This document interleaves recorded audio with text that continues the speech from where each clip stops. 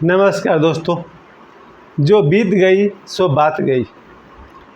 यह एक कविता है डॉक्टर हरिवंश राय बच्चन की। उस कविता के एक छोटे से अंश को मैं आपको सुनाता हूँ और आप सभी से कहना चाहता हूँ, आज के दिन 24 सितंबर 2016 को मेरी धर्मपत्नी का शरीर पंच तत्वों में लीन हुआ था। अर्थात 23 सितंबर को उनका देहांत हुआ। अगला दिन उनका पोस्टमार्टम किया गया बॉडी का। उसके बाद हम लोगों ने शाम को 7 बजे से के बाद लगभग रात को 8-9 बजे तक उनके शरीर को पंचतत्व में लीन कर दिया गया, मुखाग्नि दिया गया। अब आज मैं 7 वर्षों से उनको जो मैं याद कर रहा हूँ, आज 7 साल के बाद मैं आप सभी से कहना चाहता हूँ, अब जो बीत गई सो बात गई। उस पास्ट को अब मैं रिपीट नहीं करूँगा। मैं बिल्कुल नहीं चाहूँगा कि उनकी बात या उनका कोई फ़ोटो या उनकी याद सामने आपके लाऊं। उसकी अब कोई ज़रूरत नहीं है, मेरे लिए भी नहीं, आप सबके लिए भी नहीं। लेकिन जो सीखने वाली बात थी वो मैंने कल कुछ कही और आज भी कुछ बताऊंगा। इसके बाद से फिर मैं उनकी चर्चा नहीं करूंगा, क्योंकि जो बीत गई सो बात गई। डॉक्टर हरिवंश राय बच्चन, उनकी पहली पत्नी का नाम था श्यामा। वो उनके साथ रही हैं 1926 से 1936 तक, यानी 1926 से लेकर के 1936 तक 10 साल का उनका और डॉक्टर हरिवंश राय बच्चन का और श्यामा जी का साथ रहा और फिर उनका देहांत हो गया। उसके बाद लगभग 5 वर्षों तक डॉक्टर हरिवंश राय बच्चन जी ने दूसरी शादी नहीं की। फिर एक दिन उन्होंने इस कविता को लिखा है और डॉक्टर बच्चन ने फिर उन्हें दोबारा शादी की तेजी बच्चन जी से 1941 में, और उसके अगले साल 1942 में मेरे सुपरस्टार अमिताभ बच्चन जी का जन्म हुआ। तो आज जो उनकी ये कविता है, जो बीत गई सो बात गई, बहुत लंबी कविता है। मैं उसके 4 लाइन आपको सुनाना चाहता हूँ, और ताकि मैं आपको बता सकूँ कि मेरे जीवन में जो जो हुआ वो बात अब ख़त्म हो गई, अब जीवन में आगे ही बढ़ा जाए। चलिए डॉक्टर बच्चन साहब की कविता का एक छोटा सा अंश पढ़ता हूँ। जो बीत गई सो बात गई। जीवन में एक सितारा था, माना वह बेहद प्यारा था। जीवन में एक सितारा था, माना वह बेहद प्यारा था। वह डूब गया तो डूब गया, अंबर के आनंद को देखो, कितने इसके तारे टूटे, कितने इनके प्यारे छूटे। जो छूट गया वह फिर कहाँ मिले, पर बोलो टूटे तारों पर कब अंबर शोक मनाता है। जो बीत गई सो बात गई। डॉक्टर बच्चन इस कविता के लाइन में आप सभी ने सुना कि कहते हैं कि आसमान में तारे हैं, कितने तारे टूट गए। सभी तारे आसमान को प्यारे थे, लेकिन इन टूटे तारों पर कब अंबर शोक मनाता है। इसके बाद बिल्कुल इसी तरह से गोपाल दास नीरज जी का एक कविता है, रोने वाला ही गाता है। उसके 4 लाइन सुन करके हम लोग मेरे जीवन में जो कुछ भी मैंने कठोरता से सीखा, किसी किताब से नहीं सीखा। गोपाल दास नीरज जी की कविता है, रोने वाला ही गाता है। उसके 4 लाइन पर मैं अपनी बात पूरी करूंगा। लेकिन जो मैंने अपने जीवन में सीखा, मात्र 13 वर्ष का हमारा मेरे और मेरी पत्नी का साथ रहा। इस 13 वर्षों में उन्होंने मुझे अपार प्रेम दिया, एक बेटा एक बेटी दिए और मेरा घर संसार भी बसाया। बहुत आभारी उनका। 7 वर्षों तक मैं उनको याद करता रहा, उन्हें फेसबुक पर, व्हाट्सएप पर, कहाँ कहाँ उनके फ़ोटो में डालता रहा। लेकिन आज मैं समझ गया हूँ कि 7 वर्ष बीत गए, बीती ताही बिसारी दे, आगे की सुधि ले। जो बीत गया उसे भूल जाया जाए, आगे जिया जाए, क्योंकि जीवन वर्तमान में है और हो सका तो भविष्य में है। अगर जीवन में कुछ बच गया है तो वर्तमान और भविष्य। ज़िंदगी रही तो भविष्य भी आएगा, वर्तमान तो है ही, और पास्ट जो चला गया वो चला गया। न तो हम उसे बदल सकते हैं, न उसे सामने ला सकते हैं। तो ओशो का जो जीवन भर का संदेश था, लिव इन प्रेजेंट, वो भी हम लोग का जीवन का आज से उद्देश्य होगा। हमें वर्तमान में जीनी चाहिए और जीना है ही, और हम भविष्य के निर्माण के लिए जिएंगे। जो बीत गई उसकी बात ख़त्म करूँगा। लेकिन जो उसकी कड़वी शिक्षा थी, वो मैं इसलिए कहता हूँ कि आज जितने भी लोग अपने पति पत्नी साथ में हैं, वो सब एक दूसरे का मोल को पहचान लें, क्योंकि जीवन में सैकड़ों जोड़ों के नज़दीक मुझे रहने का मौका मिला है। मुझे सैकड़ों हस्बैंड वाइफ के नज़दीक रहने का मौका मिला है। इनके जीवन में प्रेम हो, प्रेम का वर्षा हो, इसी आशा के साथ मैंने ये वीडियो बनाई थी। जब 17 सितंबर 2016 को मेरी धर्मपत्नी का देहांत हुआ, तब मेरे बेटा और मेरी बेटी दोनों मेरे साथ में थे और मेरी धर्मपत्नी भी थी। सड़क के किनारे मैं चल रहा था, मेरे राइट साइड में पत्नी थी और लेफ्ट में दोनों बच्चे थे, और अचानक एक ऑटो रिक्शा ने पीछे से ठोकर मारा और मेरी धर्मपत्नी का एक्सीडेंट हो गया। सारा खून उनके सिर में जम गया, सड़क पर वो गिर पड़ी थी। मेरे दोनों बच्चे भी रो रहे थे और किसी तरह हम लोग उनको फिर 4 हॉस्पिटल में लेकर गए। सभी लोगों को पता चल गया था कि इनको बचाना असंभव है, क्योंकि सिर में खून जम जाने के कारण अगर सिर फट जाता, खून निकल जाता तो शायद बचाया जा सकता था, लेकिन सिर में खून जम गया इमीडिएटली। तो बाहर से तो कुछ लगा ही नहीं कि इनको चोट लगा है, लेकिन भीतर भीतर बात बिगड़ चुकी थी। मेरे सिवा और मेरे बच्चों के सिवा बाकी सभी लोग समझ गए थे कि इनको बचाना मुश्किल है। रात 12 बजे तक जब हम लोगों ने इनको बोकारो अस्पताल में एडमिट किया था, उस समय तक डॉक्टर्स को भी उन्होंने सिग्नेचर में लिए, चूँकि उन्होंने पहले ही कह दिया कि इनको बचाना मुश्किल है, कि 10 में से 9 पार्ट इनका डैमेज हो चुका है, 1 पार्ट बचा हुआ है ब्रेन का। अगर फिर भी वो लोग कह रहे थे कि नहीं बचेगी। एनीवे, वो 6 दिन रात दिन हॉस्पिटल में रह कर के बस एक ही प्रार्थना करता रहा ईश्वर से कि मेरी पत्नी वापस आ जाए, ठीक हो जाए। बहुत सारे मंदिर में गया उन दिनों, 24 घंटे में हॉस्पिटल में ही रहता था। लेकिन 23 सितंबर 2016 को सुबह 11 बजे डॉक्टर्स ने मुझे बुलाया। डॉक्टर नहीं, उनका जो वार्ड बॉय होता है, वार्ड बॉय मुझे आकर बुलाया। तब मैं सुबह 11:10 में मैं नीचे सो रहा था, क्योंकि रात दिन जगे रहता था, कहीं भी सोता था, कहीं भी जगता था। तो वार्ड बॉय वहाँ पर आया, उसने मुझे बोला 11 नंबर पेशेंट का आप ही का है? हाँ जी, आइए। मैं ऊपर डॉक्टर के पास गया, डॉक्टर ने मुझसे पूछा 11 नंबर पेशेंट आपका है? हाँ जी। तो डॉक्टर ने कहा कि आपको तो पहले ही बोल दिया गया था कि भाई उनकी स्थिति बहुत नाजुक है, तो आज उनका सांस रुक गया है, तो आप 1-2 घंटे बाद उनका बॉडी लेते जाइएगा। इस भाषा में उन्होंने मृत्यु शब्द का उपयोग नहीं किया था। बहुत ही समझदारी से डॉक्टर ने अपनी बात मुझसे कही कि डॉक्टर साहब तो कह ही रहे थे कि भाई इनको बचना बहुत मुश्किल है, तो आज इनका सांस रुक गया है, तो 1-2 घंटे बाद हम लोग पेपर बना देंगे, आप बॉडी ले आ सकते हैं। मैं समझ गया था उसी सेकंड कि मेरी पत्नी का देहांत हो चुका है। जहाँ मैं डॉक्टर से बात कर रहा था, डॉक्टर के जस्ट पीछे शायद 10-15 फीट बगल में उनका मृत शरीर पड़ा हुआ होगा। मैं देखने भी नहीं गया। मैं उन्हें हंसता खेलता देख सकता हूँ, मरा हुआ नहीं देख सकता हूँ। इसलिए मैं डॉक्टर से मिल कर के बात करके वहीं से वापस लौट गया। मैंने अपनी पत्नी को मरा हुआ नहीं देखा, 23 सितंबर को तो नहीं देखा। वापस आया, मैंने अपने घर के लोगों को सूचित किया, ऐसी ऐसी बात हो गई है। खैर, आप सभी जानते हैं उसके बाद क्या हुआ होगा।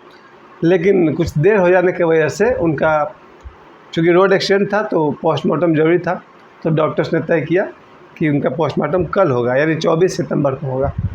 पूरी रात उनके डेड बॉडी को मॉर्चुरी में रखा गया, शव गृह में रखा गया। मैं अपने वहीं पर था, मैं मेरे दोनों बच्चे।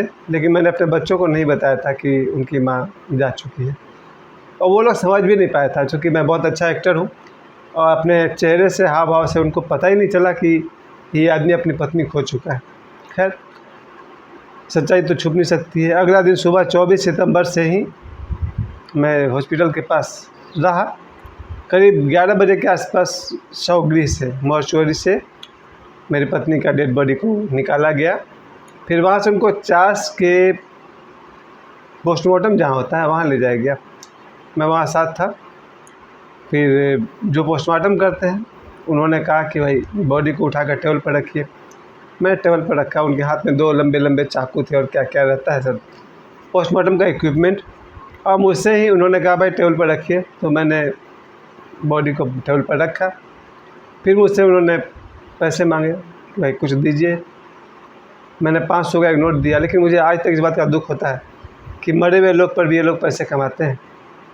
अजीब बात है, शायद सैलरी तो मिलती होगी, फिर क्यों ऐसा करते हैं वो लोग। उन लोगों ने मेरे मृत पत्नी के शरीर के पोस्टमार्टम के बदले 500 रुपये ऐसे ही ले लिया। खैर छोड़िए, पत्नी गंवा चुका हूँ तो 500 रुपये गंवाने के बाद क्या करना है। 10-15 मिनट के बाद उन लोगों ने फिर वापस कर दिया शरीर को। शाम को 4 बजे के आसपास या 5 बजते बजते मैं अपने पत्नी की डेड बॉडी को लेकर अपने घर आ गया था पाथरडी। मेरे बच्चे भी आए पीछे पीछे। तब मेरे बच्चों ने अचानक देखा कि सफ़ेद कपड़े में लिपटी हुई अपनी माँ को। तब मेरी बेटी को पता चल गया कि उसकी माँ नहीं रही। कल जो बेटी मेरे साथ में बैठी थी, इस समय वो यहीं कहीं बैठी हुई है। तो बहुत धक्का लगा बच्ची को कि उसकी माँ अब नहीं रही, लेकिन इस परिस्थिति ने उसको आज तक में बहुत मजबूत कर दिया। मेरा बेटा भी अचानक देखा उसकी अपनी माँ को इस तरह से, तो समझ गया कि शी इज़ नो मोर। बहुत ही हिम्मत, वो तो रोया नहीं मेरे सामने, तो मेरा बेटा रोया नहीं। अगर दुख बहुत गहरा हो तो आंसू नहीं निकलते। खैर, उस बच्चे ने अपनी माँ को मुंह में गंगाजल डाला, शव यात्रा को कंधा दिया और शाम 7 बजे के बाद उनका अंतिम संस्कार कर दिया गया। और 24 सितंबर, आज जब मैं वीडियो बना रहा हूँ 24 सितंबर 2023 चल रहा, 24 सितंबर रात 8 बजे तक संभवतः उनका शरीर पंचतत्वों में लीन हो गया। उनको मुखाग्नि मैं नहीं दी थी।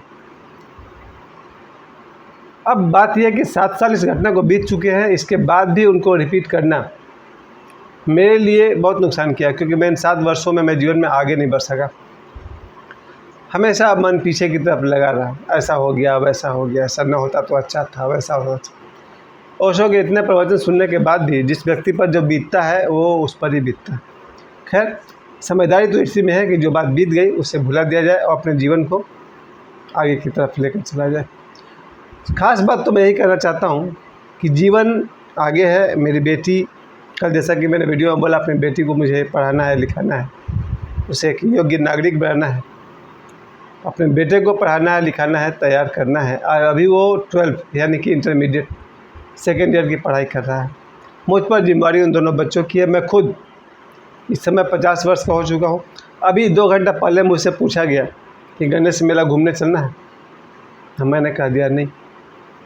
एक उम्र होता है जब आदमी का इंटरेस्ट खत्म हो जाता है। पत्नी के जाने के बाद न मेरे लिए कोई दुर्गा पूजा है, न मेरे लिए कोई गणेश पूजा है। एक उदासी, गहन उदासी घेर लेती है।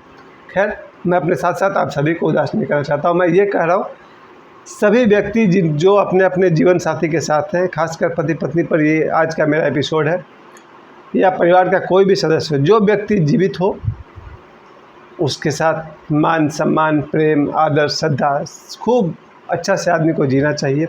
और डॉक्टर हरबंस साहब बच्चन ने तो पति पत्नी के वियोग के बाद दूसरा विवाह कर लिया, लेकिन मेरे साथ कुछ ऐसा है कि मैं अपने दोनों बच्चे को पालने पोसने के बाद पालने पोसने में लगा हूँ। और पहली पत्नी यानी एक ही पत्नी में मुन्नी सिंह ने मुझे इतना प्रेम दिया है कि उनके प्रेम को याद करके ही मेरी नैया पार लग जाएगी। संभवतः मेरी कोई दूसरी शादी नहीं होगी। मैं अपने पत्नी के यादों के साथ बहुत खुश हूँ, लेकिन अब मैं उनकी चर्चा कभी भी नहीं करना चाहूँगा, न फेसबुक पर, न व्हाट्सएप पर, कहीं भी नहीं, क्योंकि जीवन वर्तमान में है। जो बीत गई सो बात गई। उसके साथ साथ गोपाल दास नीरज जी की जो कविता है उसका चालन को सुनकर मैं अपनी बात पूरी करना चाहता हूँ। गोपाल दास नीरज जी की कविता है, रोने वाला ही गाता है। इसमें वो कहते हैं, अरे प्रकृति का यही नियम है, अरे प्रकृति का यही नियम है, रोदन के पीछे गायन है। आज रोना है तो कुछ दिन बाद फिर हंसने को ही मिलेगा। कभी हंस रहे थे तो रोने को मिला। बिल्कुल, मैंने अपनी बारात में खुशी मनाई, मैंने अपने पत्नी के जब मुखाग्नि दिया शोक भी मनाया। मैंने बिल्कुल रोदन और गायन दोनों चीज़ देखा है।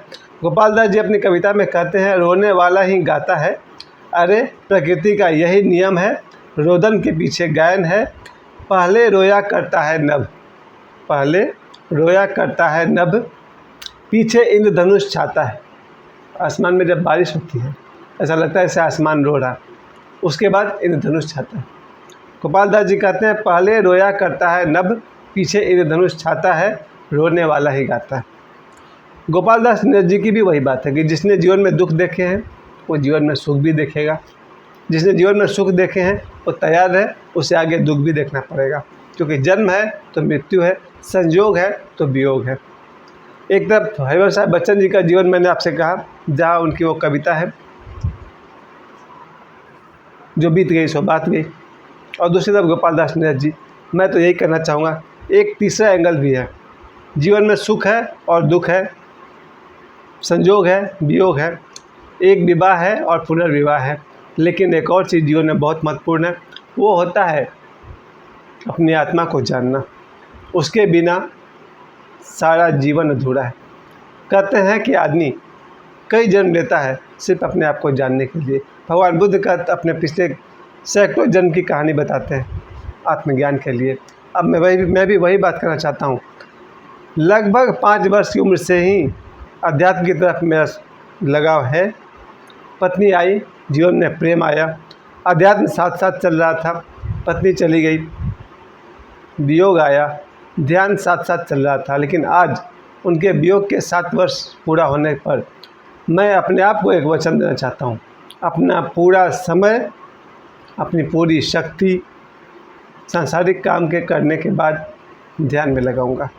मेरे जीवन का उद्देश्य 2 बच्चों को पालना है, रोजी रोटी कमाना है, घर चलाना है और कम से कम 24 घंटे में 2 घंटा ध्यान करना है।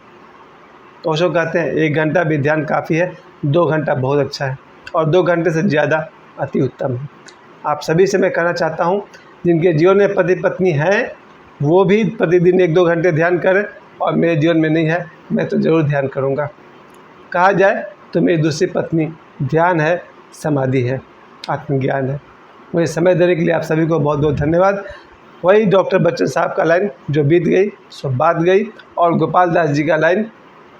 और ख़ास बात आपको बता दूं, डॉक्टर हरबंस साहब बच्चन ओशो के साथ उनके कार के पिछले सीट पर बैठा करते थे। डॉक्टर हरबंस साहब बच्चन ओशो से कई बार मिल चुके हैं और मिलवाए थे स्वामी आगे भारती, बहुत करीबी था। डॉक्टर हरबंस साहब बच्चन कहते हैं, उस समय कहते थे कि ओशो जो आज काम कर रहे हैं वही काम मैं पिछले 40 साल से कर रहा हूँ। यानी ओशो लोगों को जगाने में लगे हुए हैं और डॉक्टर हरबंस साहब बच्चन अपने कविताओं के माध्यम से लोगों को जगाने में लगे हुए हैं। हमेशा डॉक्टर बच्चन कहते थे कि ओशो जो है उम्र में उनके पुत्र के समान है, क्योंकि अमिताभ बच्चन और ओशो की उम्र में 11 साल का ही अंतर है। खैर, डॉक्टर हरबंस साहब बच्चन भी ओशो के साथ रहे हैं और गोपाल दास नीरज भी ओशो के करीबी रहे हैं, ओशो के साथ रहे। आज मैंने 2 कवियों की बात की, डॉक्टर बच्चन और गोपाल दास नीरज। ये दोनों ओशो के साथ रह चुके हैं और मैं खुद ओशो का शिष्य हूँ।